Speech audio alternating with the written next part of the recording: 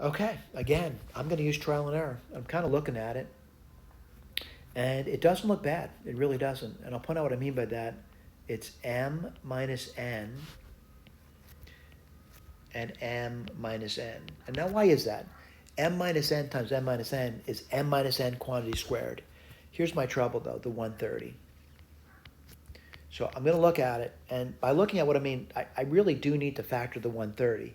It's a product of two things. I'd hate to think you think it's 1 times 130, because it has nothing to do with 21. Now, you could do maybe 2, and what would you get there? 65. That has nothing to do with 21. And I keep doing this over here. So I'm going to borrow, I don't know, let's take a look at it. And I'm going to think now. And I'm going to try a 5. So 5 from 65 is 13, all right? So what'd you get over there? Well, that would be 10, and that would be 13.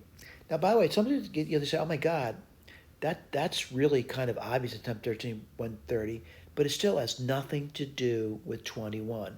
Nothing. Nothing to do with 21. So I'm going to try something different now. And I'm going to try 5. I'm taking a 2 from the 10, by the way, and that's 26. Now I see that 5 and 26 has something to do with 21. I'll write this down for you. 5 and 26. All right, now the question is, what is it going to be? Well, plus 21, so it's got to be this over here.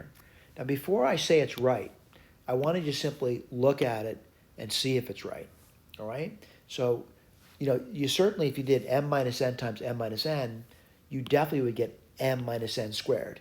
And if you did minus 5 times 26, you would get minus 130. Now, the internal term is a combination of things. It's 26 of these m minus n minus 5 of these m minus n, which would give you 21 m minus n. Let me just clean it up a little tiny bit, and you get m minus n minus 5, m minus n plus 26. Are we getting the same answer? Yes. The factors may be in different order, but we're still getting the same answer.